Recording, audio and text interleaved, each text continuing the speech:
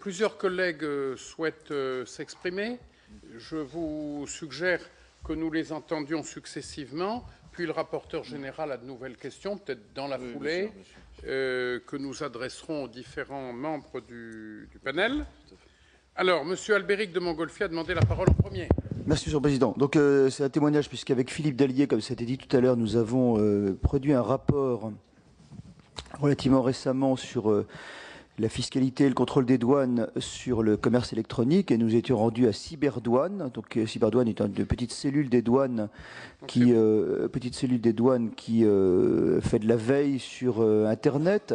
Et nous avons vu de manière très précise le fonctionnement du réseau Tor. Le réseau Tor, donc, c'est un réseau auquel on accède en téléchargeant un logiciel, et on accède ensuite à des plateformes illégales du type de Silk Road, comme ça a été dit à l'instant. Et bien sûr, ce qui nous a étonné avec Philippe Dallier, c'est que sur cette plateforme où il y avait des catégories stupéfiants, trafic d'armes, assassinat, on choisissait sa rubrique, donc c'était assez varié, mais d'un domaine vraiment illicite, eh bien évidemment tous les paiements se faisaient en bitcoin. Donc on a été un peu refroidi par le caractère vertueux du bitcoin. Ça rejoint un peu ce que ça a dit. Donc voilà, donc question toute simple, en effet, pourquoi ces plateformes utilisent le bitcoin? Bon, je crois qu'on a une partie de la réponse à la question. Ma question porte sur le nombre d'utilisateurs du bitcoin. J'entendais une émission passionnante dans la voiture dimanche à la radio, et on disait qu'un très petit nombre de personnes physiques, je crois que c'était l'ordre de 500, détenaient la moitié des bitcoins en circulation. Est-ce que ce chiffre peut être confirmé? Combien y a-t-il de personnes qui détiennent les bitcoins? Et est-ce qu'il y a une si grande concentration sur un si faible nombre de détenteurs? Merci. Merci beaucoup à Albéric de Montgolfier. La parole est à Richard Young. Merci, Monsieur le Président. Écoutez, moi, je voudrais d'abord rejoindre le rapporteur général pour dire bienvenue à l'innovation. On a là visiblement tout un secteur nouveau qui est en train de s'ouvrir, qu'on comprend plus ou moins bien, mais c'est le but d'audition comme aujourd'hui de mieux comprendre.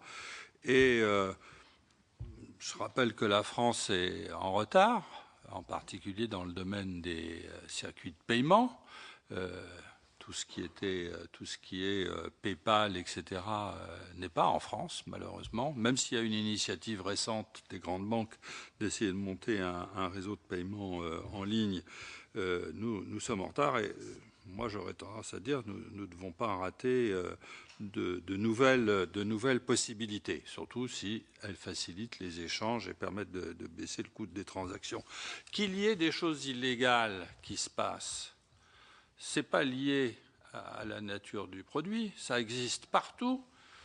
Tout ce qui a été évoqué, c'est fait aussi avec des chèques, un peu moins d'ailleurs, parce que ce n'est pas très bien, mais avec du liquide ou avec d'autres moyens de paiement. Donc, ce n'est pas le moyen de paiement, je dirais, qui est en cause. C'est quelque chose auquel malheureusement nous aurons à faire face. Et que le système soit alégal, c'est l'expression que vous avez forgé un nouvel adjectif dans la langue française, qui est bien d'ailleurs. En soi, ce n'est pas nouveau. Regardez la régulation bancaire. Nous faisons des efforts énormes en matière de régulation bancaire. Enfin, vous connaissez tout ça. Mais nous savons tous qu'à côté de ça, il y a un secteur non régulé, la banque parallèle en quelque sorte, qui n'est pas illégale, mais qui échappe à toute réglementation. Alors, de temps en temps, nous essayons de faire ceci pour les chambres de compensation, tout ça, mais en réalité, le grand volume échappe. Donc, on est au fond dans la même situation. Ce qu'il faudrait, bien sûr que nous devons essayer de surveiller, d'encadrer. Il ne faut pas qu'il y ait d'abus, et je pense que c'est à vous qui connaissez et qui suivez ces produits nouveaux de nous dire quels sont les besoins de réglementation. Je crois que le Sénat, comme vous l'avez dit, Monsieur le Président, a toujours répondu présent quand telle ou telle autorité avait besoin d'un outil juridique pour encadrer telle ou telle activité. Ma question, c'est pourquoi est-ce que la France est peu active sur ce marché? Qu'est-ce qui fait, au fond, qu'il y a des pays très actifs, des pays, si j'ai bien compris, où c'est interdit? Bon, ça, c'est une façon de faire. Mais à l'intérieur de l'Europe, où il n'y a pas d'approche commune d'ailleurs, si je comprends bien, j'ai compris que la France était un des pays les moins actifs. Qu'est-ce qui caractérise cette situation? Pourquoi est-ce que c'est comme ça? Est-ce que quelqu'un peut nous expliquer le marché, en quelque sorte? Oui, j'ai bien noté qu'il y a des éléments de réponse qui se préparent. Je vous demande de bien vouloir entendre la série de questions et ensuite vous répondrez les uns et les autres selon vos domaines d'intérêt, de compétences dans l'ensemble des sujets évoqués. La parole est à Monsieur Jacques Chiron. Oui, Monsieur le Président. Moi, j'irai sur une question qui est peut-être plutôt en direction de Monsieur Cornu, sur comment se passe la rareté du produit. Au tout début, on créait 50 bitcoins toutes les 10 minutes. On s'est aperçu que ce produit se développait, et aujourd'hui, on n'en crée que plus que 25. Donc, est-ce que c'est les programmateurs, c'est-à-dire ceux qui sont à l'origine de la création de cette monnaie, qui sont les créateurs de oui ou non Bitcoin, parce qu'on m'explique que ce sont des mineurs, mais après, on voit bien que ça se régule. Bon. Et donc, est-ce qu'il y a là une spéculation sur la rareté qui peut commencer à se mettre en place, puisqu'on voit que la monnaie, pas cette monnaie, le cours de cette création monte excessivement vite. Et est-ce que là, on a un début de spéculation de la part des créateurs? Parce que si on dit qu'il y a très peu de personnes qui sont, entre nous, mineurs de ce produit, est-ce que ce n'est pas eux qui créent la spéculation? Voilà. Et donc, on commencerait à voir la réalité du produit, si c'était le cas. Merci beaucoup, chers collègues. La parole est à Philippe Adneau. Merci, Monsieur le Président. Juste quelques éléments statistiques que j'aimerais connaître. Combien y a-t-il de mineurs? Puisque l'Allemagne taxe les plus-values, il faut donc avoir connaissance de ce qui est en cours et de la variation. On sait que la valeur a été multipliée par 1000. Donc, ce qui m'intéresse, c'est de savoir la répartition des bitcoins de départ. Pour combien de mineurs? Merci beaucoup. Y a-t-il d'autres collègues qui souhaitent prendre la parole? Je n'en vois pas. Monsieur le rapporteur général, vous avez des questions complémentaires? Oui, brièvement, Monsieur le Président, parce que nous sommes soucieux d'avoir quelques éclairages. Vous avez tous bien noté qu'il y avait plus de questions dans les interventions de certains des intervenants ce matin et que de réponses réellement. Donc il y a bien de grosses interrogations. Moi, je suis en tout cas curieux de connaître les réactions de Monsieur Grandval, qui est en quelque sorte appelé à la défense, vu les expressions qui ont pu être émises depuis ce matin. En tout cas, moi, j'ai à titre personnel le sentiment que nous sommes au début d'un processus, que l'innovation en la matière peut être porteuse d'avenir, que le souci de régulation, évidemment, que nous relayons ici au Parlement est évident, puisqu'à partir du moment où on parle de quelque chose de à l'égal ou de à l'écart ou de différent qui ne rentre pas dans le champ courant de la régulation, il y a bien sûr à s'interroger. Moi, j'ai 3 questions complémentaires, Monsieur le Président. La première sur les radars, puisqu'il a été question de radars tout à l'heure. En France, il y a 25 ans, 15 000 morts sur les routes par an. Aujourd'hui, c'est, je ne sais plus, 3 000. On peut penser que les radars ont contribué largement à changer les comportements des conducteurs. Et aujourd'hui, il y a des radars mobiles. On crée de l'insécurité pour chaque conducteur parce qu'il ne sait pas où le radar va se trouver finalement. Comment faire pour que votre comparaison tout à l'heure sur les radars puisse trouver à être concrétisée quant à la surveillance effective? Est-ce qu'il y a d'énormes efforts à faire pour nous qui avons à nous occuper aussi des finances publiques? C'est un souci que nous pouvons avoir. Est-ce que ça coûterait très cher d'installer des radars partout pour qu'on puisse mieux surveiller ces dispositifs? Deuxième question sur le fait de savoir s'il y a ou non un pilote dans le système Bitcoin. Existe-t-il un acteur, par exemple un Bitcoin Foundation aux États-Unis, qui pourrait servir de référent aux autorités, au fond, d'où pourrait venir le regard centralisé. Je ne veux pas, Monsieur le Président, m'engager sur des comparaisons avec ce que vous avez pu dire tout à l'heure sur les surveillances qui viennent de ces autorités américaines, mais peut-être c'est une question tout de même sur laquelle il serait bon d'être éclairé. Et puis enfin, dernière chose, est-ce qu'au fond, on ne devrait pas rapidement donner à ces monnaies virtuelles un statut légal de manière à mieux pouvoir les réguler? Est-ce que ce n'est pas vers ça qu'il faudrait tendre rapidement pour une forme d'intégration dans la réalité régulatrice et également dans les évolutions de la législation? Est-ce que cette volonté de mieux intégrer le plus vite possible ne serait pas la bonne façon de procéder? Voilà, Monsieur le Président, quelques éléments complémentaires. Eh bien, ils sont fort importants et nos interlocuteurs vont nous aider à nous faire une conviction. On peut notamment se demander pourquoi l'Union européenne, qui est si féconde en réglementation de toute nature sur toutes sortes de produits et de services, n'est pas, mais peut-être est-elle, en train d'élaborer des règles du jeu. Madame Damarzit ne nous en a pas parlé. Donc, je vais passer la parole aux uns et aux autres. Moi, j'ai finalement un souci. Comment une chose aussi décentralisée peut-elle engendrer tous les jours un seul cours? C'est le fonctionnement du marché. C'est finalement cela qui m'intéresse. On a tous les jours un cours fixé comment, par qui, et qui est le même pour tous les acteurs de ce marché dans le monde, si j'ai bien compris. Ou si ce n'est pas ça, il faut nous l'expliquer. Est-ce que cela veut dire que les différentes plateformes sont connectées entre elles? Est-ce qu'il y a un référent, un grand architecte, quelque part? Non, ou un grand mécanicien, enfin je ne sais pas comment il faut l'appeler. Si l'on arrive à créer un cours unique tous les jours, cela doit bien vouloir dire qu'il y a un arbitrage d'une plateforme à une autre plateforme. Il y a des écarts de marché, il faut bien les réduire. Ça suppose d'intervenir avec des moyens, où sont ces moyens, etc., etc.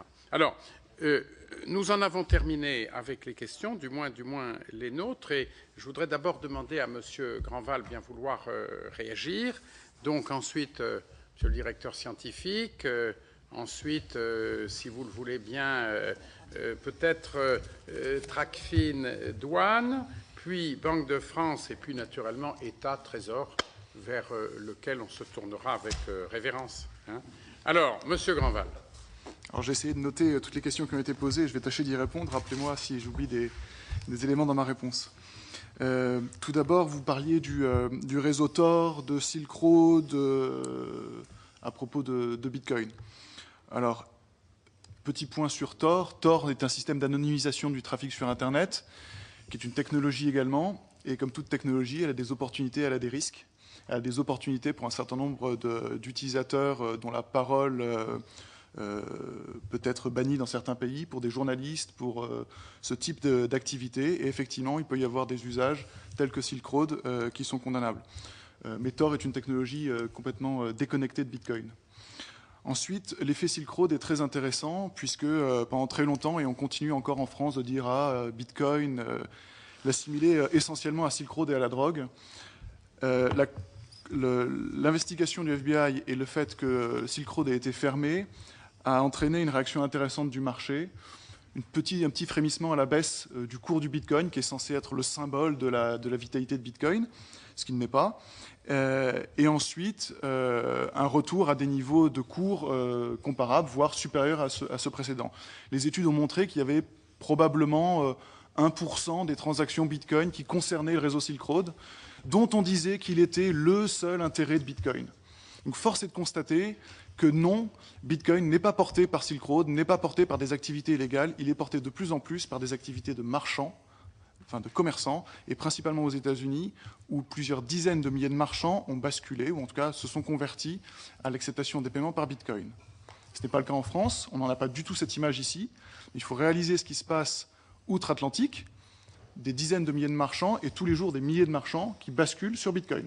Donc c'est plus du tout une activité concentrée sur Silk Road et sur la drogue et sur le blanchiment.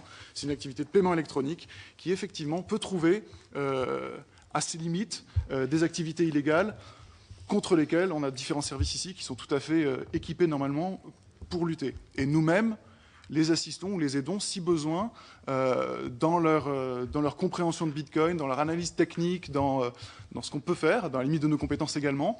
Mais j'encourage tous les services de l'État et tous les services d'ailleurs commerciaux, qu'ils soient bancaires ou autres, à investiguer cette technologie, à monter en compétences, parce qu'effectivement c'est une technologie complexe qui a été adoptée rapidement par des gens très malins et très intelligents, à des fins vertueuses ou moins, mais à nos services d'être également à la hauteur de ces enjeux technologiques.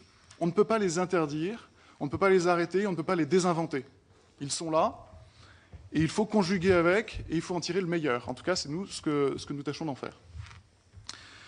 Concernant le nombre de détenteurs de Bitcoin et le fait que les personnes étant présentes au démarrage du réseau ont pu accumuler des quantités de Bitcoin importantes, c'est tout à fait vrai.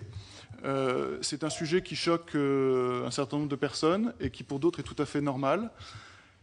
Considérant que Bitcoin n'est pas une monnaie mais plutôt comme une part d'un réseau, je considère que les créateurs et les premiers développeurs et les premiers acteurs de ce réseau-là ont pris un risque, ont travaillé et ont donc gagné des bitcoins de façon plus simple que les premiers. Mais finalement, si on rapporte ça à un autre élément de comparaison, on n'est pas choqué qu'un Mark Zuckerberg détienne des dizaines de milliards de dollars en valeur de sa société. Ça ne me choque pas, ni la fortune de Steve Jobs.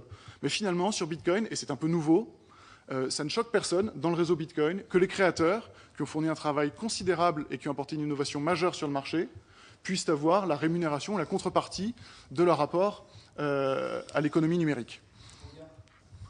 Ils sont pardon ? Ou peut-être, ça on peut difficilement savoir. Mais alors, le principe de leur rémunération, c'est une sorte de redevance, c'est un droit de propriété industrielle, c'est tout le principe intellectuel, c'est quoi ? C'est un principe un petit peu complexe de la création des bitcoins. Les bitcoins sont créés exclusivement en rémunération du travail réalisé par les processeurs du réseau. Donc les bitcoins ne sont créés que pour ceux qui collaborent au réseau bitcoin et qui assurent sa sécurité et la transmission des transactions électroniques.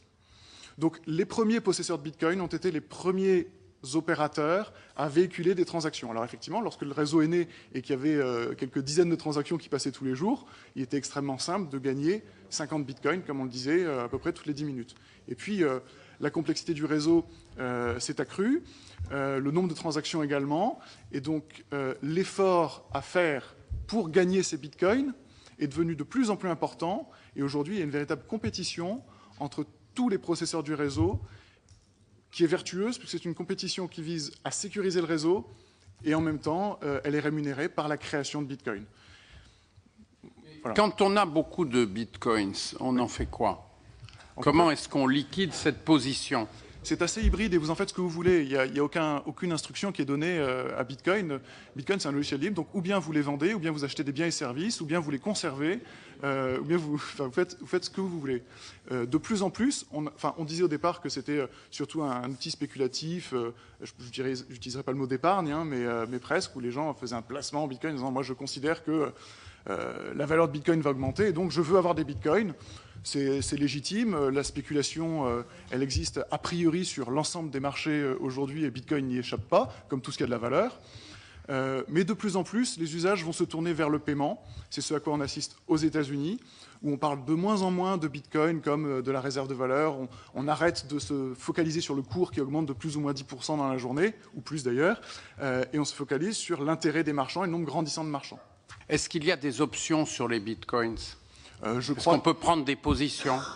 Je crois qu'il existe des opérateurs qui commencent à travailler sur ce type de... voilà qui est fort intéressant. Alors, Monsieur Cornu, oui, vous terminez s'il vous plaît. Pardon. Oui, s'il vous plaît. Oui. À traiter. Une question très intéressante sur le retard de la France. Effectivement, la France est en retard. Je pourrais tirer une certaine gloire du fait que Paymium soit la seule start-up Bitcoin en France, mais au contraire, j'en suis plutôt affligé. Et il faut considérer donc les pays qui sont en avance. Les pays qui sont en avance, ce sont les États-Unis, l'Europe du Nord de façon générale, l'Allemagne en particulier, Israël et puis l'Asie. Ce sont des pays qui ont pris des positions très en avance sur Bitcoin. Toutes et leurs régulateurs ont tous émis le message que Bitcoin était une innovation technologique et à ce titre, qu'il était de leur devoir de l'accompagner. Pas forcément de l'encourager parce que Bitcoin a des risques. Comme je l'indiquais dans ma note, on est tout à fait conscient des risques et que peut comporter Bitcoin, mais surtout des opportunités. Et à ce titre, il faut l'accompagner, il faut voir comment ça fonctionne, il faut comprendre tout son fonctionnement de bout en bout, et ensuite avancer, pourquoi pas, dans des termes de régulation, parce qu'on a quelques idées en la matière qui seraient importantes. Il y a plein de choses à faire. Il est important, à ce titre, que la régulation, si elle a lieu, qu'elle soit liée aux activités bancaires ou fiscales, soit européenne. On a aujourd'hui, nous, des concurrents en Europe qui sont normalement tenus d'appliquer la même réglementation que nous, la même régulation, qui ne le font pas du tout, et qui ont des activités qui ont une croissance impressionnante par rapport à la nôtre, parce qu'ils fonctionnent en dehors de la réglementation que nous-mêmes avons, de notre propre fait, décidé de respecter de façon extrême quasiment. Et donc, je m'étonne aujourd'hui qu'en Europe, des banques européennes soumises aux mêmes réglementations et des États européens laissent faire des activités aux frontières de l'Europe en distorsion complète de la concurrence à laquelle nous sommes confrontés. Donc, si, et nous l'encourageons, une régulation de ces activités devait avoir lieu, il faut à tout prix qu'elle soit européenne, tant au niveau fiscal qu'au niveau bancaire. Sinon, c'est assurément la fin de la France dans notre domaine et l'activité s'exercera ailleurs. Aujourd'hui, elle a lieu ailleurs, elle n'a pas lieu en France. Hein. Il y a très peu de volume en France. La France ne risque rien. Mais elle risque tout. Elle risque tout parce que tout se passe ailleurs. Internet n'a pas de frontières et dans ce domaine-là, les gens l'ont très bien compris. Donc il faut que la France ait une position innovante en la matière pour pouvoir capter des compétences et des activités sur ce domaine du paiement électronique, parce que c'est un domaine qui est nouveau, générateur d'emplois et d'activités dans le domaine du paiement électronique, du commerce électronique.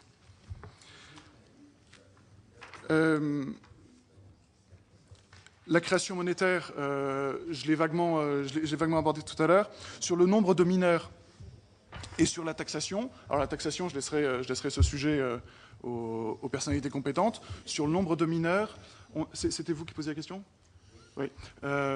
Alors, je crois qu'on estime à peu près à plus de 100 000 le nombre de processeurs sur le réseau. Moi, je n'ai pas les chiffres exacts, je ne sais pas si mes associés ont une... Non, c'est à peu près ça. Donc environ 100 000 processeurs sur le réseau qui sont souvent regroupés dans ce qu'on appelle des pools de minage, c'est-à-dire que les processeurs se mettent ensemble pour réussir à capter un peu de création de valeur. Et ce réseau à la fois se densifie en volume, mais en valeur également, dans le sens où la puissance de calcul du réseau augmente elle-même de jour en jour. À ce titre, une industrie hardware s'est créée autour des outils de vérification des transactions Bitcoin. Il y a une industrie nouvelle qui est née avec des systèmes informatiques hardware, des composants informatiques qui ont pour vocation de traiter et de sécuriser les transactions du réseau Bitcoin. Donc c'est vraiment une nouvelle économie qui est née. Sur les pilotes dans le système, sur le statut légal et sur la régulation, pilote dans le système, il existe aux États-Unis une fondation Bitcoin qui représente, en tout cas qui est une voix d'un certain nombre d'acteurs de l'économie Bitcoin. Nous avons pour volonté de créer une association Bitcoin Europe. En France, ça serait trop facile, il n'y aurait que nous aujourd'hui. En tout cas, une association Bitcoin Europe, c'est en préparation par Parpemium avec d'autres prestataires européens. Quant à la régulation et au statut légal, oui, le statut légal est important. En tout cas, une position telle que l'a fait l'Allemagne serait assez rassurante pour l'ensemble des acteurs. Nous, on côtoie tous les jours des entrepreneurs français et étrangers qui nous disent « je ne peux pas le faire en France, c'est quoi le statut en France ? Je vais aller le faire en Allemagne, c'est beaucoup plus simple, ils ont pris une position. Je vais le faire aux États-Unis, c'est simple, tous les régulateurs se sont exprimés. Je vais le faire à Singapour, c'est simple, ils sont exprimés. Alors effectivement, je ne vais peut-être pas le faire en Chine et en Thaïlande, mais a priori, ce n'est pas non plus les deux pays que je vise en premier. Donc oui, en Allemagne, aujourd'hui, c'est plus simple. Aux Pays-Bas, c'est également plus simple. Les régulateurs ont pris des positions assez claires, ouvertes, officielles sur Bitcoin et sur le fait qu'ils allaient accompagner le développement. Donc c'est important. Et sur la régulation, nous-mêmes, en étant au cœur du système, nous avons des idées et des propositions à faire en matière de régulation de nos activités et de ce qui peut l'être. La régulation, d'un point de vue très positif, pour moi en tant que société, je la prends comme un soutien et une assurance dans mon activité. Aujourd'hui, personne ne veut assurer mon activité. Personne. Volontiers, demain, je demanderai à une institution, à la Banque de France, de vouloir de lui confier une partie de la gestion une partie des dépôts de mes clients en réserve, en disant tenez, je vous les donne et c'est vous qui en assurez la sécurité. Je serais tout à fait partant. C'est des points de régulation qui sont très importants parce que justement on évoque les difficultés ou les risques liés au piratage informatique. S'il y a en France des organismes qui sont en mesure et qui ont les moyens d'assurer des données numériques de façon tout à fait garantie pour la protection des consommateurs, je vous assure que des acteurs comme nous signons tout de suite et applaudiront cette démarche. Et on peut imaginer que ce soit moyennant une honnête redevance pour service rendu. Hein. Absolument. Oui, c'est une activité dont certains ont fait, en font la commercialisation en disant nous vous assurons du stockage de vos bitcoins chez nous contre telle redevance. C'est une activité extrêmement risquée, extrêmement complexe. C'est technique, donc il faut accepter de rentrer dedans. Et ça demande... Intéressant. Enfin, ce qui est intéressant dans les propos de M. Granval, c'est qu'apparemment, il est en attente de régulation. Et qui nous dit que la régulation est un élément de compétitivité du territoire français. Absolument. Donc c'est un point qui, pour la Commission des finances, est tout à fait utile. Si la France agit avec une régulation adaptée à Bitcoin, la France peut devenir un territoire intéressant pour les entrepreneurs et pour les activités liées au paiement électronique de demain. Mais elle peut aussi rapidement en faire un territoire que vont déserter les entrepreneurs et les acteurs de l'économie du paiement. Comme vous le citiez tout à l'heure, PayPal est un train qui est passé, que tout le monde a regardé passer, les banques les premières, souvent en le critiquant, et qui est allé s'installer ailleurs. Aujourd'hui, les banques essaient de rattraper le retard, mais avec 13 ans de retard, c'est trop tard. Merci beaucoup de ces éléments que vous nous apportez et qui, je l'espère, auront des suites concrètes. Monsieur Cornu, alors, vous avez entendu l'ensemble des questions. Les sujets peuvent sans doute se rassembler avec cohérence. Oui, absolument. Donc, certaines questions, effectivement, sont liées. Je vais y répondre sur certaines plus ou moins rapidement, suivant mes propres domaines de compétences, pour ne pas sortir de mon domaine. Mais en même temps, ça va me permettre de faire quelques distinctions qui me semblent très utiles pour mieux comprendre et pas mélanger dans la même boîte un certain nombre de choses. Donc, on va essayer de débobiner un petit peu tout ça. Tout d'abord, la centralisation de Bitcoin. 12 millions de Bitcoin aujourd'hui, 100 000 processeurs, comme vous dites. Ça ne veut pas dire 100 000 utilisateurs, puisque une petite technique, comme je vais vous le détailler tout à l'heure, puisque c'est le nombre de fois où aléatoirement je suis choisi une fois sur 100 000 que je vais être rémunéré par une création de Bitcoin. Donc si au lieu d'avoir un processeur, j'ai 1000 machines, eh bien je vais pouvoir gagner plus de Bitcoin sans avoir dépensé plus au départ. Donc une petite technique, c'est mettez 1000 ordinateurs dans une salle et ça sera plus rigolo, vous ne serez pas le premier.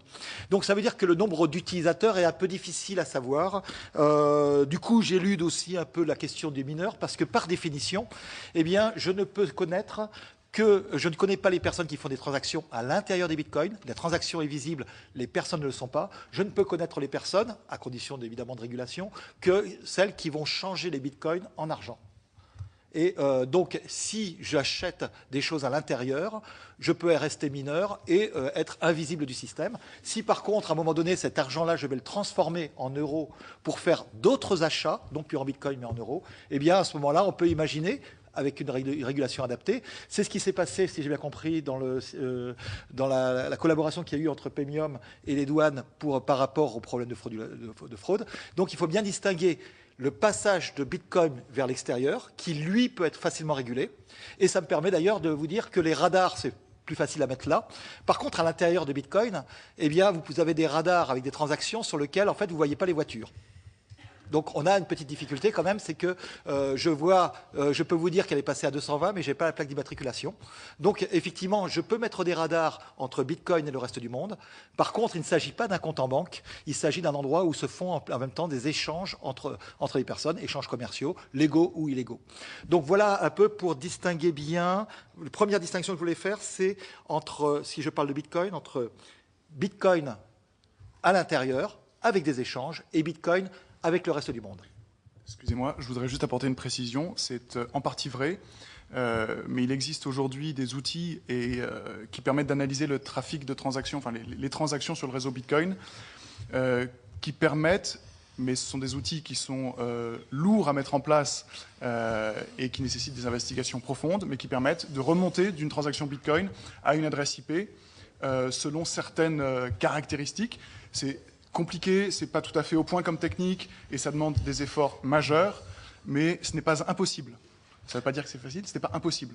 Donc, à n'en pas douter, là aussi, les États-Unis mettent sûrement les moyens pour réussir à créer des outils qui vont permettre de tracer beaucoup mieux les transactions Bitcoin. Donc, Merci beaucoup de cette précision, Monsieur Cornu. Voilà. Donc, il s'agit bien, donc, non pas d'une question, mais de deux questions différentes, dont l'une est, je dirais, totalement de votre domaine de façon totalement classique, et l'autre est un peu plus technologique et un peu plus complexe.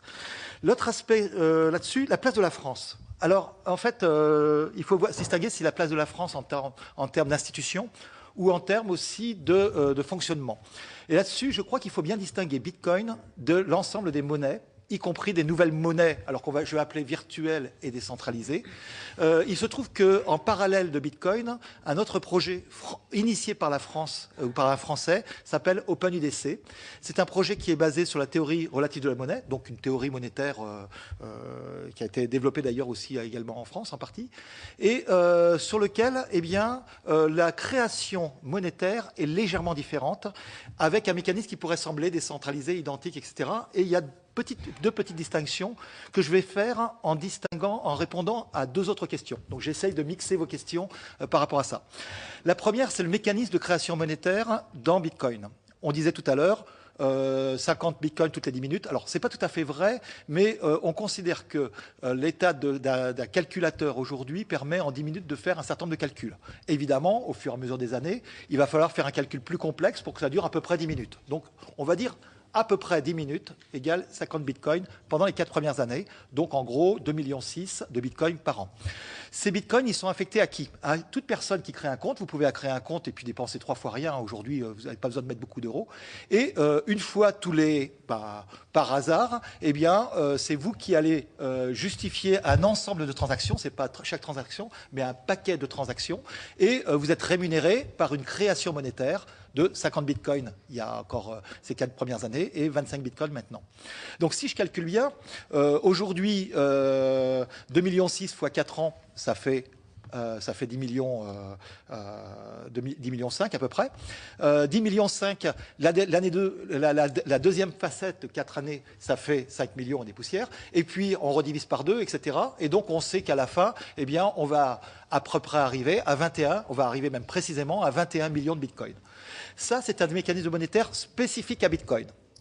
L'autre mécanisme, par exemple sur l'OpenUDC, se base non plus sur la puissance de calcul de votre machine, mais sur un système de dividende universel. C'est-à-dire que chaque personne étant dans un système de type OpenUDC reçoit, une fois par mois, une fois par semaine, vous pouvez choisir, eh bien, une certaine part de la création monétaire, point final.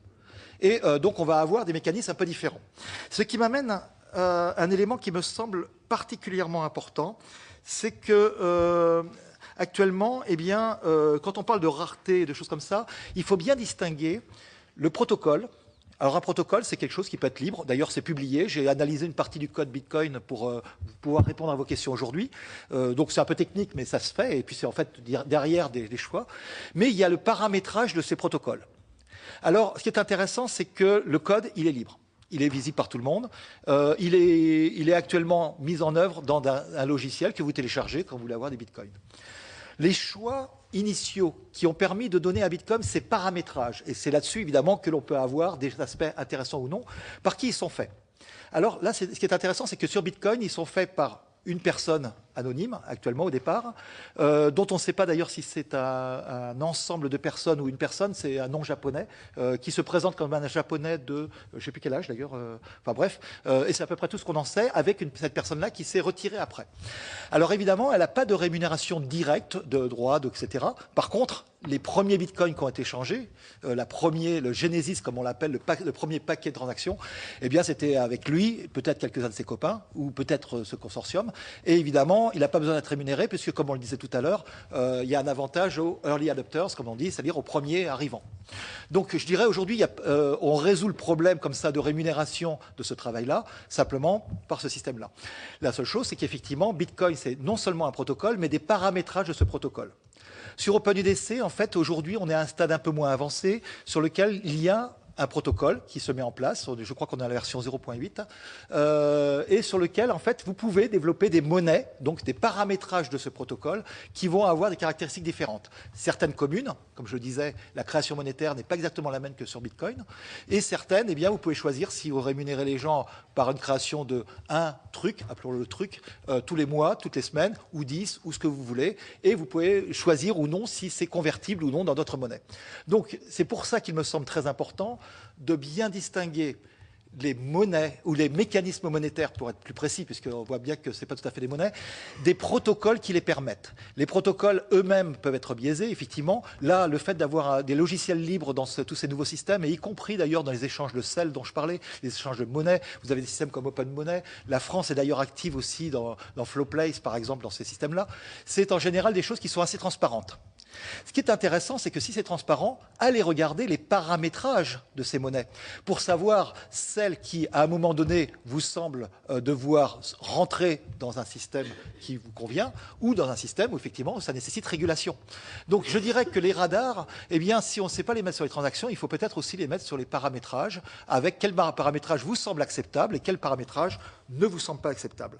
Donc, ça veut dire qu'en synthèse un peu par rapport au statut légal, par rapport à tous ces aspects-là, la centralisation, alors quel est le grand architecte, je dirais, de Bitcoin, pour repartir de Bitcoin? Eh bien, le logiciel, le protocole a été fait à peu près partout, très bien, mais ce paramétrage, il a été fait une fois pour toutes. Donc, c'est un peu comme si c'était un dieu ou un grand architecte qui est devenu et s'est éloigné du système, ou du moins de sa gouvernance, puisqu'il n'y a plus besoin de gouvernance. La gouvernance est a priori dans le code du système.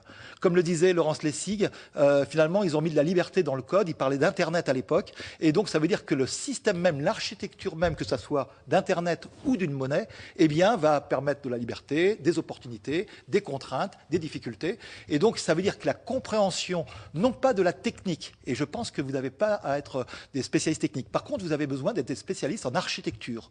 L'architecture, c'est ce qui fait que, par exemple, à Paris, quand on a augmenté la taille des rues, eh bien, il ne s'agit pas d'être un spécialiste de comment on construit un bâtiment pour comprendre que c'est plus difficile de faire des barricades. Et donc, évidemment, on a architecturé la société. Donc, voilà un peu les éléments que je voulais vous passer. Haussmann a procédé à une régulation efficace. Donc, 3 choses, juste pour terminer. Il faut bien distinguer Bitcoin à l'intérieur, ce qui s'y passe, son préfet de police, et Bitcoin en tant qu'intermédiaire avec d'autres monnaies, dont les places de marché, justement, peuvent être des éléments. Et je rejoins totalement M. Granval en disant ça peut être un élément extrêmement positif, la régulation de ces places de marché. Ce que j'entends, effectivement, sur les réflexions, me semble bien. Deuxième chose, distinguer bien Bitcoin d'autres types de monnaies, parce que les paramétrages ne sont pas les mêmes, et donc les réponses que vous pourrez avoir pourront différer d'un système à l'autre. Donc, laissons faire. Et à quel moment il faut pouvoir mettre un statut légal? Eh bien, je dirais, il faut trouver, le problème n'est pas le statut légal, mais le quand. Quand? Parce que si vous légiférez trop rapidement, vous empêchez l'innovation. Si vous légiférez trop tard, le système est passé à l'échelle, et là, vous avez évidemment un problème. Alors, c'est une question extrêmement complexe, parce que la vitesse à laquelle on passe d'une innovation à quelque chose qui commence à prendre une certaine ampleur, exemple Bitcoin, eh bien, est rapide. Donc, à vous, effectivement, de savoir exactement le quand de façon très réactive. Je vous remercie. Merci beaucoup de ce conseil avisé, cher monsieur. Et vous vouliez réagir un mot, monsieur Granval, just one word only. Je vous remercie de me redonner la parole. J'avais deux choses à dire. La première, c'est qu'il était, effectivement, comme le disait Monsieur Cornu, le code et les paramétrages de Bitcoin sont figés. Et c'est une valeur extrêmement importante pour toute la communauté Bitcoin, le fait que, justement, on ne puisse plus changer un quelconque paramètre du réseau Bitcoin. C'est ce qui fait les dérives de tous les systèmes. On a bien compris cet aspect. Deuxième chose, par rapport est remonté sur son Olympe. Par rapport aux adresses et aux bitcoins qui sont détenus en grande quantité par un nombre réduit de personnes. Il est intéressant avec le fait que toutes les données bitcoin sont publiques, que chacun puisse donc surveiller l'ensemble de ces adresses. L'exemple le plus frappant aujourd'hui, c'est l'adresse détenue par le FBI. Le FBI détient une centaine de milliers de bitcoins, c'est considérable. Mais aujourd'hui, le monde entier a les yeux rivés sur cette adresse. Et donc chacun sera en mesure de dire à quel moment le moindre bitcoin va sortir de cette adresse pour aller ailleurs. Donc si le FBI décide d'opérer des actions, de perturber le marché en vendant des bitcoins ou autre chose, on le saura immédiatement. Les adresses qui sont censées appartenir aux créateurs de bitcoin, s'il y en a un ou au pluriel créateur de bitcoin, sont également surveillées, sont des adresses majeures que chacun scrute avec attention et dont on pense a priori que les possesseurs ne les utiliseront pas parce qu'à partir du moment où ils l'utilisent, justement, comme le système n'est pas du tout anonyme, on pourra tracer la transaction et pouvoir revenir à une personne identifiée. Donc vraisemblablement, ces adresses sont là pour l'éternité. Merci beaucoup. Alors, monsieur le directeur des enquêtes douanières, est-ce que votre direction, votre administration possède toujours de ces choses, a donc une adresse, sans doute à plus faible échelle, mais comme le FBI, et de manière plus générale, avez-vous des réactions par rapport à toutes les questions posées par nos collègues? Oui, on en possède toujours. Je me tourne vers Luc. Je pense qu'on peut vous en céder, Monsieur le Président, si vous le souhaitez, un petit peu, des bitcoins, oui. Hein, je pense que c'est possible. En pire. On demandera à la questure si on a le droit. Ben voilà. J'avoue que nous, on ne s'est pas posé la question de si on avait le droit. Voilà. Et évidemment, ce sont des quantités, ça se compte en unités, puisque sur l'opération que nous avons réalisée, c'est 0, quelque chose bitcoin pour acheter une petite quantité de stupéfiants. Depuis au moins 1945, la douane accompagne ce mouvement de libération des échanges. Je pense qu'on est là dans un mouvement de libération des échanges et de création d'un système moderne. Nous n'entrons pas dans la régulation. Nous appliquerons en fonction des éléments de régulation qui seront créés et qui seront imposés, et nous nous y intéresserons. Ce que nous prenons en compte, comme je disais tout à l'heure, c'est les échanges de marchandises, et c'est à partir de la marchandise que nous entrons. Alors, c'est très important qu'il y ait des entreprises, et qu'il y en ait d'autres peut-être comme Pemium. C'est important aussi que l'attitude telle que vient de la décrire M. Grandval soit celle des personnes ou des sociétés par lesquelles nous pouvons entrer dans le système, car je crois que tout le monde a bien expliqué ce matin qu'on ne peut pas entrer dans le système ni par hasard, ni en traquant quelque chose sur le système lui-même, puisque par définition, Tor ou autre chose, mais notamment Tor, est fait pour l'anonymisation. Donc pour nous, ce qui est important, c'est la manière dont nous allons pouvoir entrer, c'est-à-dire découvrir une cible. Une fois que nous avons la cible, après, globalement, nous savons ou nous saurons la traquer. Voilà. D'où l'intérêt de ces intermédiaires. Après, quant au statut des intermédiaires, on est beaucoup plus pragmatique à ce stade. Voilà. Mais simplement, je ne crois pas qu'on puisse dire qu'on peut lutter contre le développement de ce système qui, globalement, passe pas mal dans l'esprit de beaucoup de gens, que ce soit des entreprises ou des gens du privé. Merci beaucoup. Cet avis est-il partagé par TracFin, monsieur le directeur? Si vous voulez, moi, je vais encore jouer le rôle du grognon. C'est un tout petit peu l'avantage, c'est que nous suivons finalement ce phénomène depuis 3 ans. Donc, il y a 3 ans, quand on a commencé à s'y intéresser, on nous reprochait de traiter d'un problème qui n'existait pas. Aujourd'hui, on nous reproche un petit peu parfois d'être en retard. Donc, c'est pas grave. On continue à essayer d'avoir une certaine analyse stratégique sur la question. Moi, je voudrais revenir un peu toujours sur les distinguos.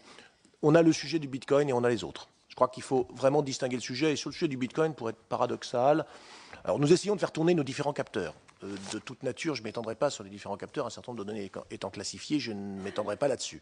Bon, néanmoins, sur le sujet du Bitcoin, paradoxalement, c'est celui qui, finalement, au vu des évolutions présentes, nous paraît finalement le moins inquiétant parce qu'on a quelque chose qui par construction est une monnaie hyper déflationniste en l'état actuel des choses, puisque par Il y a une masse globale. Puisqu'on a une masse globale finie et que nous avons un nombre d'utilisateurs qui tend à s'accroître, donc on a une valeur qui croît extrêmement rapidement. Alors, outre une hypervolatilité, mais quand même une hypervolatilité avec une tendance très forte à la hausse, des fluctuations qui ont varié de 10, 30, 40, 50% dans la journée, si vous voulez. Donc ça rend quand même, en termes d'unité de transactionnel, quelque chose quand même pas très aisé. Il faut quand même quelques minutes pour utiliser un bitcoin.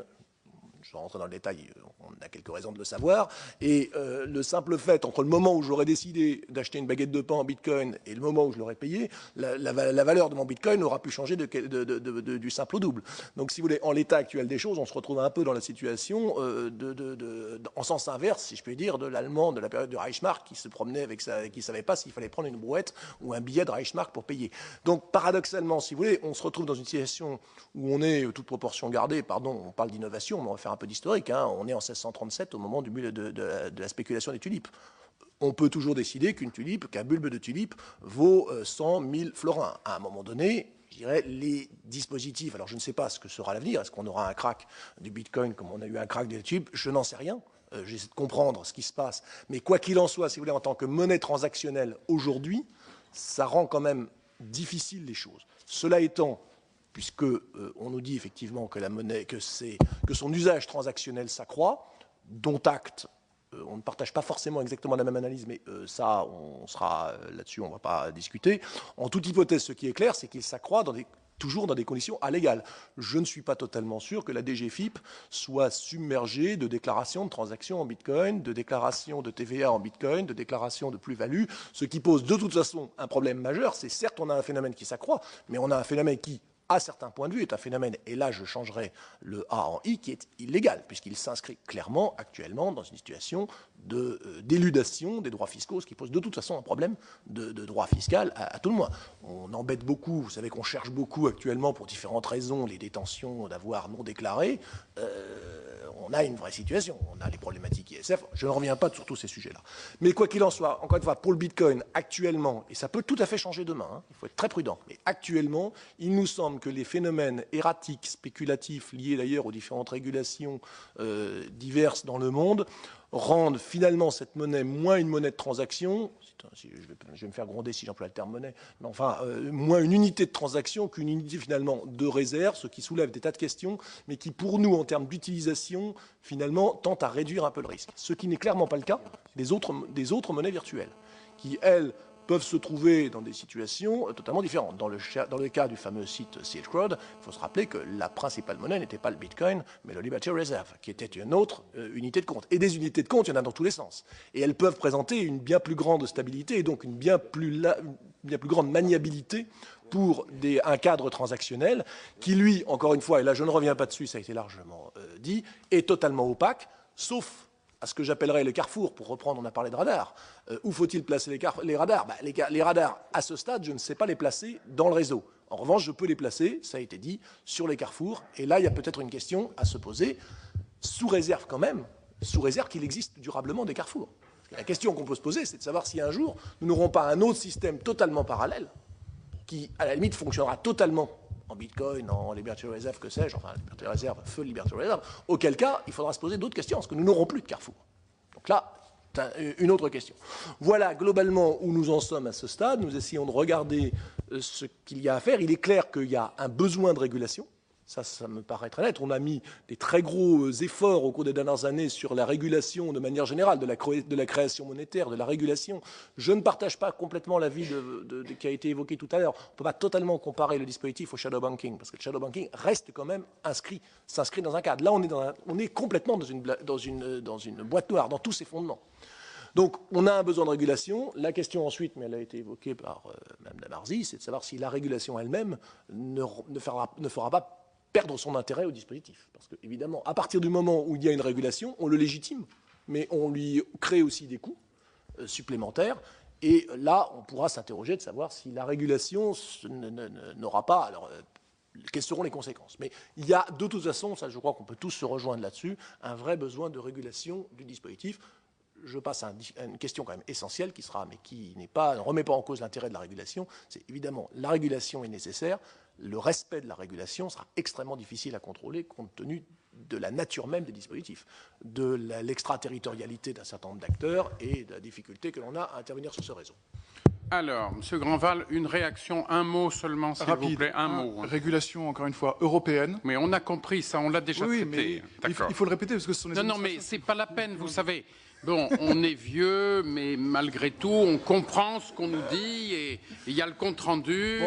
Non, c'est pas la peine de répéter plusieurs fois. Ensuite, quand on parle des tulipes et de cette comparaison des bitcoins et des tulipes avec la volatilité, c'est ne pas savoir ce qu'est Bitcoin et le sous-jacent de Bitcoin, qui est un réseau de transactions. D'accord, mais on a compris ça. Ça, vous l'avez déjà dit. Il faut vous l'avez déjà dit. Donc, bon, merci beaucoup. Donc, monsieur le directeur de la Banque de France, finalement, une chose de ce genre qui est déflationniste, finalement, ça devrait plutôt vous plaire, vous, la Banque de France. Hein, une quasi-monnaie qui est déflationniste. Ça devrait servir les objectifs de la politique monétaire, non ? Je ne crois pas que l'objectif soit la déflation, mais je pense que il n'y a pas de risque d'inflation. Oui, il doit y avoir une symétrie dans la gestion des risques d'inflation et de déflation. Mais si vous m'autorisez, Monsieur le Président, je voudrais juste faire 2 commentaires en essayant de répondre ou d'apporter une contribution aux réponses à 2 questions qui ont été posées. La première par Monsieur le sénateur Young sur les raisons pour lesquelles, ou la perception que la France est peu active en matière d'innovation. Je voudrais simplement, du poste d'observation, en tout cas qui est celui de la Banque de France ou d'une banque centrale, n'a pas exactement la même perception. Je pense que d'ailleurs tous les exemples qu'a donné Monsieur Cornu montrent qu'il y a une dynamique importante. Elle ne porte pas forcément sur le segment sur lequel est positionné le Bitcoin, pour parler de ce type d'innovation. Et en outre, au niveau européen, pour tout ce qui est promotion des nouvelles technologies dans les systèmes de paiement et de nouveaux systèmes de paiement, de façon générale, c'est une préoccupation européenne. Après le projet SEPA, il y a le projet e-SEPA, qui est en discussion. Et il y a des initiatives qui sont prises dans cette perspective-là. Et je voudrais aussi signaler que l'Observatoire de la sécurité des cartes de paiement a une veille technologique et publie tous les ans le résultat de ses travaux. Et vous pouvez avoir des illustrations, des innovations qui sont prises par les acteurs français en particulier. Mon deuxième commentaire porte sur la demande de régulation qui a été exprimée, pour faire deux observations. Le cadre aujourd'hui qui a été établi par le législateur est un cadre qui est proportionné à l'importance de l'utilisation des moyens de paiement en matière d'exigence. C'est une de ses caractéristiques. La deuxième caractéristique, c'est que les moyens de paiement et la monnaie sont considérés comme un actif qui a des attributs tels que pour promouvoir la concurrence, c'est un objectif. Il y a une dimension sur laquelle la concurrence, en tout cas, est limitée, c'est la sécurité. Et je pense que c'est une des questions, vous mettiez en exergue, monsieur le rapporteur général, l'intérêt du Bitcoin en termes de coût de transaction.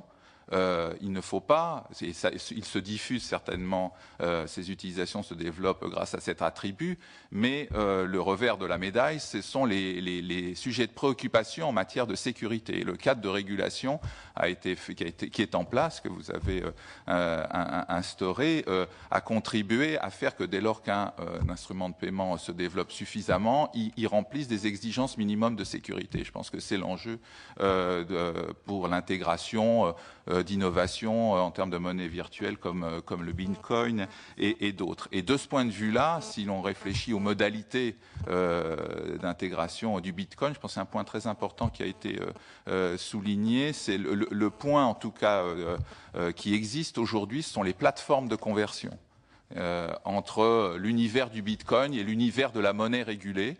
La monnaie qui a cours légal émise par les banques centrales et les monnaies émises par les institutions régulées, les institutions financières qui sont liées à la monnaie centrale. Je pense que c'est en termes d'application de la réglementation un point important qui mériterait sans doute, et c'est un point qu'on a souligné dans le focus, la publication qu'a faite la banque il y a quelques mois, mérite peut-être au niveau européen d'être réaffirmé que dès lors qu'on procède à ces activités de conversion, il faut un statut, c'est une activité de prestation de services de paiement. L'autre aspect important en matière de régulation, une des dimensions, c'est la transparence sur les risques, et donc je termine sur le point qui était mon premier point dans mon propos. Je pense que dès lors qu'on veut parler de monnaie et qu'on communique vis-à-vis des utilisateurs en disant c'est de la monnaie, je pense qu'il faut faire très attention à la portée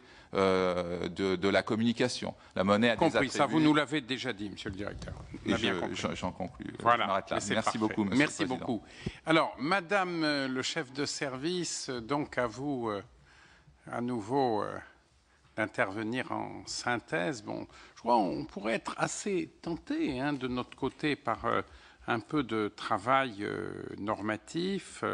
Bon, il serait utile de savoir ce qui est éventuellement en train de se préparer au sein de la Commission, de l'Union européenne. Enfin, il serait quand même surprenant que cette machine à normaliser n'ait pas abordé ce sujet. Là, ce serait effectivement assez surprenant pour une problématique qui est par définition problématique transfrontière et donc notamment communautaire. Alors, est-ce que vous êtes informé de démarches de réflexion au plan européen en ce domaine qui pourraient nous permettre d'appuyer, enfin de servir de support à une proposition de résolution européenne? D'autre part, s'agissant par exemple du statut, alors en droit national, des agents de ce système, prestataires de services de paiement, et s'agissant également de poser les bases de la fiscalité, éventuellement d'aborder d'autres aspects de régulation des transactions, définir le rôle que la Banque de France pourrait y jouer. Bon, tout cela peut nous permettre de faire ce que déteste l'administration, c'est-à-dire que le Parlement travaille réellement et élabore une proposition de loi. Bon. Alors, donc à vous de réagir sur ces aspects des choses. Merci beaucoup. Je pense que je risque également d'avoir quelques répétitions parce que la réponse de but en blanc est délicate. Peut-être pour reprendre, parce que je crois qu'elle... La question de légiférer peut se poser, mais elle se posera si, je pense, nous ne parvenons pas à interpréter les statuts existants pour qualifier les opérations qui sont aujourd'hui celles réalisées en Bitcoin et leur donner un statut, aiguiller ces différentes opérations vers des statuts existants. Et si on estime que soit la qualification est trop incertaine, dans ces cas-là, il faudra sans doute trouver le niveau de normes nécessaire pour le faire. Dans un certain cas, ça peut être uniquement une clarification de la doctrine. Dans un certain nombre d'autres cas, il faudra peut-être remonter dans la chaîne de normes. Et puis, on peut avoir... puisqu'une circulaire est supérieure à un décret, vous connaissez le décret supérieur à la loi. Oui. À mon compte. Mais ce n'est pas uniquement une question fiscale, puisque dans le domaine, par exemple, qui a été cité des plateformes de services de paiement, nous estimons, c'est l'interprétation qui a été d'ailleurs clarifiée par la jurisprudence en France, et je pense qu'il sera utile de faire remonter ce point au niveau européen, et le BA, l'autorité bancaire européenne, a pour rôle justement de coordonner les interprétations. Et si on a une difficulté, on s'aperçoit qu'on a une différence d'interprétation entre les différents pays, on peut porter ce point à l'EBA. Voilà. Donc ça, c'est un premier outil qu'on a, qui est au niveau de s'assurer de la bonne transposition de la norme européenne qui existe. Alors, deuxièmement, il y a des discussions sur la deuxième directive de services de paiement qui sont en cours au niveau européen. Donc c'est un autre domaine dans lequel il peut y avoir une prise en compte de ces questions. Quand Monsieur le rapporteur général, vous avez évoqué l'idée de dire faut-il donner un statut de monnaie légale, je pense que donner un statut de monnaie légale, ça serait soit abandonner le caractère souverain de la monnaie, donc je pense qu'on ne voudra pas ça, soit finalement, si on garde le monopole de l'émission de la monnaie, interdire les bitcoins. Donc je pense que ça ne peut pas être de ce niveau-là. La question c'est est-ce qu'on veut donner une qualification? Cette qualification peut-elle correspondre à une catégorie existante ou faut-il inventer une nouvelle catégorie de monnaie entre guillemets ou de quasi-monnaie ou je ne sais pas. Voilà ce que je peux dire aujourd'hui. Je pense que nous sommes conscients de la nécessité de clarifier les choses et les travaux interservices que mon ancien voisin avait cités peuvent être utiles pour ça dans un travail d'élaboration avec lequel naturellement nous pouvons... Monsieur le rapporteur général. Monsieur le Président, juste un mot, Merci parce beaucoup. que dans mon propos, il ne s'agissait pas de reconnaître un caractère de monnaie légale au Bitcoin, mais de donner un statut légal à l'existence de ce dispositif qui est déjà dans les faits et dans les transactions et qui, dès lors, au travers d'une meilleure clarification de son statut, serait en mesure d'être utilisé sur des bases plus efficaces et mieux acceptées par tous, comme nous l'a dit tout à l'heure M. Grandval. Et je pense, monsieur le rapporteur général, que l'argument compétitivité est un argument auquel nous ne pouvons qu'être sensibles. Le fait de définir les conditions des opérations est un élément de la confiance qui peut être créée dans le territoire France par rapport à d'autres territoires. Bon. Alors, je ne sais si nous avons tout traité, probablement pas, mais nous avons en tout cas peut-être donné envie d'approfondir la question. En fait, de notre côté, nous allons nous y livrer. Et vraiment, à titre de conclusion, je voudrais souligner que tous ces travaux issus du monde de l'Internet sont absolument indispensables et passionnants pour le Parlement et que nous devons absolument poursuivre dans toute une série de domaines, sur toute une série de sujets, car nous sommes très profondément interpellés par cette évolution du contexte qui ne peut que susciter une évolution du droit, une évolution de la fiscalité, mais je pense à titre personnel qu'il serait vraiment tout à fait dramatique que les autorités publiques, notamment les autorités nationales, soient dans une attitude d'abstention et d'attentisme, car cela ne ferait qu'aggraver le sentiment d'impuissance qui souvent est exprimé vis-à-vis de nos institutions. Donc, merci beaucoup de votre participation. Merci à vous, mes chers collègues, de votre patience et de vos contributions. Merci.